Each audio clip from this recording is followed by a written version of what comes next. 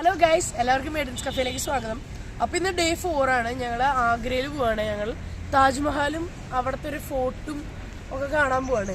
അപ്പോൾ ഞങ്ങൾ 5:30 ഇറങ്ങിയ 5 മണിക്ക് ഇറങ്ങിയ ജോണി ഇപ്പോൾ ഒരു ചെറിയ ഇപ്പോൾ 6:30 കറക്റ്റ് 1 മണിക്കൂറിന് നമ്മൾ പുട്ടടിക്കാൻ വന്നേക്കാണ്.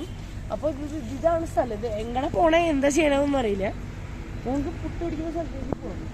ഇവിടെ സബ്വേ ഉണ്ട്, ബർഗർ കിങ് ഉണ്ട്, ജോളിഗോ, ബാസ്കിൻ റോബിൻസ് അവിടെ കാണുന്നുണ്ട്, സ്റ്റാർബക്സ്. മൊത്തത്തിൽ കത്തിയാണ്. പക്ഷെ ഇവിടുത്തെ റോഡ് എന്ന് പറഞ്ഞാൽ സ്മൂത്താണ്, ഭയങ്കര സ്മൂത്താണ്. ഞങ്ങൾ വരുന്ന വഴി എന്നിട്ട് ഒരു F1 ട്രാക്ക് ഉണ്ടായിരുന്നു. ബ്രേക്ക്ഫാസ്റ്റ് കഴിഞ്ഞിട്ടുണ്ട്. ഇവിടെ മൈസൂർ മസാല ദോശ. എല്ലാവരും വേറെ വേറെയാണ് കഴിക്കണേ. അപ്പോൾ ഫുഡ് ചെയ്യേണ്ടത് കാണാം. അപ്പോൾ ഞങ്ങളുടെ ഫുഡ് അടിയൊക്കെ കഴിഞ്ഞു. മൈസൂർ മസാല ദോശ അടിപൊളിയായിരുന്നു. പിന്നെ വടയൊക്കെ പറഞ്ഞിട്ടുണ്ടായിരുന്നു. മൊത്തം കളറായിരുന്നു. അത് റെക്കോർഡ് ചെയ്യാനുള്ളത് പറ്റിയില്ല, അത്ര ടേസ്റ്റ് ആയിരുന്നു. ഇവിടെ നല്ല അടിപൊളി കോൺസെപ്റ്റാണ്. ഇവിടെ ഒരു വലിയ ഏരിയയിൽ നോർത്ത് ഇന്ത്യൻ, സൗത്ത് ഇന്ത്യൻ, പിന്നെ യൂറോപ്യൻ, സ്റ്റാർബക്സ്, ബർഗർ കിങ്, അങ്ങനെ എല്ലാം നമുക്ക് അവൈലബിൾ ആയിട്ടുണ്ട്. വെറുതെ ഈ സ്ഥലം നല്ല അടിപൊളിയാണ്. ചെറിയ പിള്ളേർക്ക് കളിക്കാൻ ഒരു പാർക്കൊക്കെ ഉണ്ട്. മോഹം കൊണ്ടാണ് സ്ലൈഡ് കയറിയൊക്കെ കൊള്ളാമെന്നുണ്ട്. സ്ലൈഡ് കയറാം.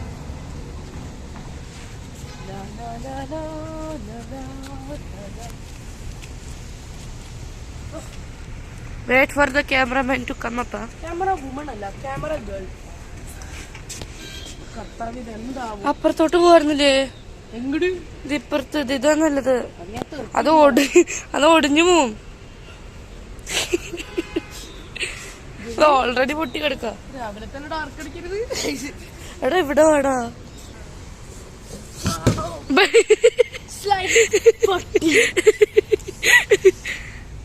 എടാ താഴെ പറഞ്ഞതന്നെ ഇപ്പുറത്തോട്ട് വാ. എന്നിട്ട് വേണം ഞാൻ ഇല്ലാണ്ടാവാൻ. എനിക്ക് വിശ്വാസം. I don't have enough विश्वास. ये क्या हुआ? घर में पानी. Here goes nothing.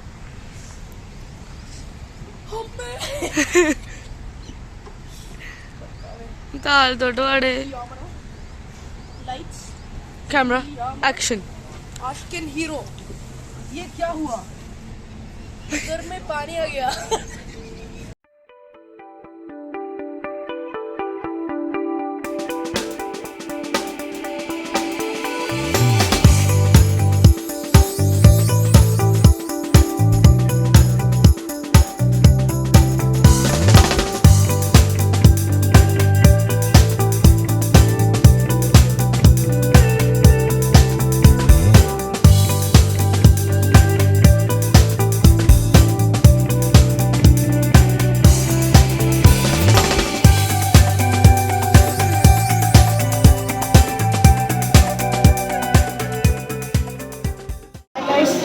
അപ്പം നമ്മൾ കയറാൻ പോകാണ്. മറ്റേ ടോക്കൺ എടുക്കല്. ഞങ്ങൾ ആദ്യം കൂടെ ഒരു ചെറിയ വണ്ടി, കുത്തുന്ന പോലത്തെ വണ്ടി കൂടെ എന്ന് പറഞ്ഞാൽ ക്യാമറയാണ്. പക്ഷെ നമ്മൾ കുറേ നല്ല അടിപൊളി ഷോട്ട് എടുക്കുന്നതായിരുന്നു. ജൂബിലി ക്യാമറ എടുത്തിട്ട് പിന്നെ വീഡിയോ ജൂബി ആയിരിക്കും. പോകണം. അപ്പോൾ കുറച്ച് കഴിഞ്ഞിട്ട് കാണാം. കയറി കഴിഞ്ഞിട്ട് കാണാം. താജ്മഹലിൻ്റെ പല സ്റ്റേജുകൾ, അതിൻ്റെ ബിൽഡിംഗ് പ്രോസസ്സിൽ, അതിൻ്റെ എല്ലാ ഇയറിൻ്റെയാണത്. 1884, 1892. ബ്രിട്ടീഷുകാർ വന്നു കേട്ടോ. അടിപൊളിയാണ്. എക്സ്ട്രാ ഒന്നുമില്ല, ഞാൻ പറഞ്ഞുതരാം.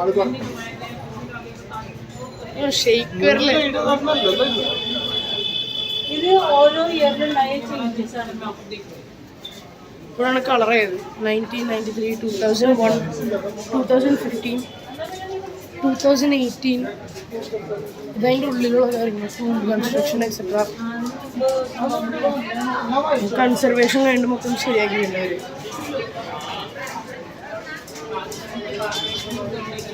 Archaeological survey of India, scientific clinic. This is the map of Taj Mahal. We are standing here, 4 court. 4 court meaning 4 gate, 4 garden. See this line of center of state. The line is the middle of grave of Queen of Mumtaz. Mumtaz is the third wife of Shah. First wife buried there, right down there. अच्छा, ये वाला, right down there. अच्छा, grave. she is buried there. Buried there. And second, I buried there to my mom. Oh, that's Fatehpuri Begum. And third, inside the Mumtaz, because Taj Mahal only for memorial. Behind the താജ്മഹലിന്റെ ബാക്കിലാണ് യമുന. ജിവി കുറെ photos എടുക്കുന്നുണ്ട്. Camera woman. ഓ ഈ step വേറെയാണ്. അതിന്റെ താഴത്ത് മാർബിളാണ്. അത് slip ആവുന്നത് കാരണം സ്ലിപ്പ് ആവൂലേ.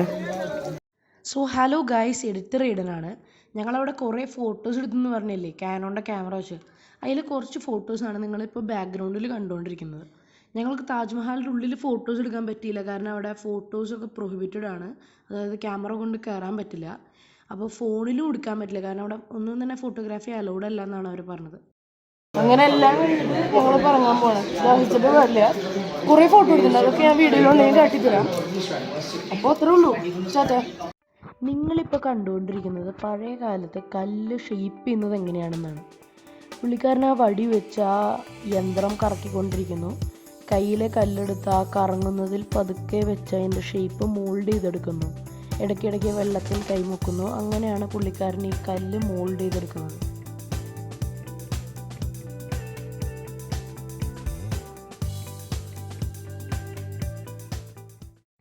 ഇതൊക്കെ മാത്രമല്ല, ഞങ്ങൾ അവിടുത്തെ ഡൽഹി സ്പെഷ്യൽ പേട്ട അല്ലെങ്കിൽ പേട്ട ഞങ്ങൾ വാങ്ങുകയും കഴിക്കുകയും ചെയ്തു. അതിൻ്റെ ഫൂട്ടേജ് ഞാൻ കുറേ തപ്പിയിട്ടും കിട്ടിയില്ല. അപ്പോൾ സോറി, അതിൻ്റെ ഫൂട്ടേജ് വേണമായിരുന്നു ശരിക്കും.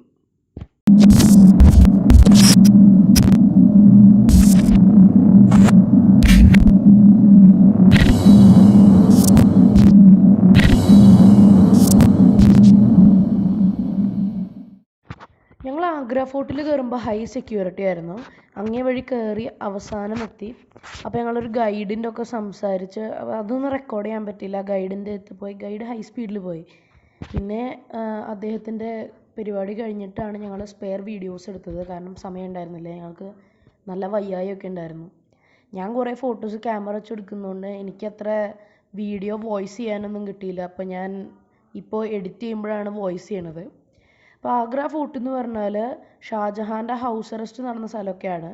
ഇവിടുന്ന് നമ്മുടെ താജ്മഹൽ കാണാനൊക്കെ പറ്റും. ഷാജഹാൻ്റെ അവസാനത്തെ 7-8 കൊല്ലം പുള്ളിക്കാരൻ ഹൗസ് അറസ്റ്റിലായിരുന്നു. അപ്പോൾ പുള്ളിക്കാരൻ ഞാൻ ഹൗസ് അറസ്റ്റിൻ്റെ ആ സ്ഥലമൊക്കെ വീഡിയോ എടുക്കുന്നുണ്ട്. അങ്ങോട്ട് എൻട്രി ഇല്ല, പക്ഷേ ഞങ്ങൾ ക്യാമറ വെച്ച് ഫോട്ടോസും വീഡിയോസും ഒക്കെ എടുത്തിട്ടുണ്ട്.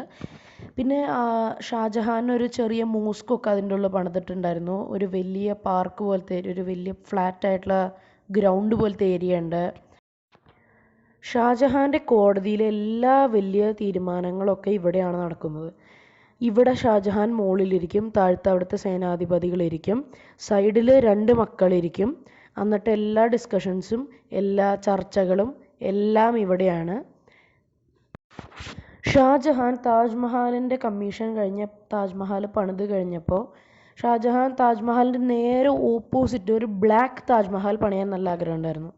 പക്ഷേ എന്തുട്ടാ പ്രശ്നം എന്ന് വെച്ചാൽ കോസ്റ്റാണ്. വെള്ള താജ്മഹലിന് തന്നെ ഒരു കുറേ കാശുണ്ട്. അതിൻ്റെ 4 ഇരട്ടിയാണ് ബ്ലാക്ക് താജ്മഹലിന് നമുക്ക് വരിക. താജ്മഹൽ അങ്ങനെ പണിയാൻ കാരണം എന്താണെന്ന് വെച്ചാൽ, കാരണം താജ്മഹൽ ഓൾറെഡി ഫുള്ളി സിമിട്രിക്കലാണ്. അതിൻ്റെ നേരെ ഓപ്പോസിറ്റ് ഒരു ഇൻവേർട്ടഡ് താജ്മഹൽ, അതായത് ബ്ലാക്ക് ആയിട്ടുള്ള താജ്മഹൽ പണിയാനായിരുന്നു ഷാജഹാൻ്റെ ഒരു ഐഡിയ. പക്ഷേ അതിൻ്റെ ബേസ്മെൻറ്റ് പണിത് വരുമ്പോഴേക്കും, അതിൻ്റെ ബേസ് പണിത് വരുമ്പോഴേക്കും പുള്ളിക്കാരനെ ഹൗസ് അറസ്റ്റിൽ വെക്കുകയും അവസാനത്തെ 8 കൊല്ലം അവിടെ ജീവിക്കുകയും മരിക്കുകയും ചെയ്തു. പിന്നെ അതിൻ്റെ ബേസ്മെൻറ്റ് അല്ലാതെ വേറെ ഒന്നും അവിടെ ചെയ്തിട്ടില്ല. യമുനയുടെ നേരെ ഓപ്പോസിറ്റാണ് ബ്ലാക്ക് താജ്മഹലിൻ്റെ ബേസ്.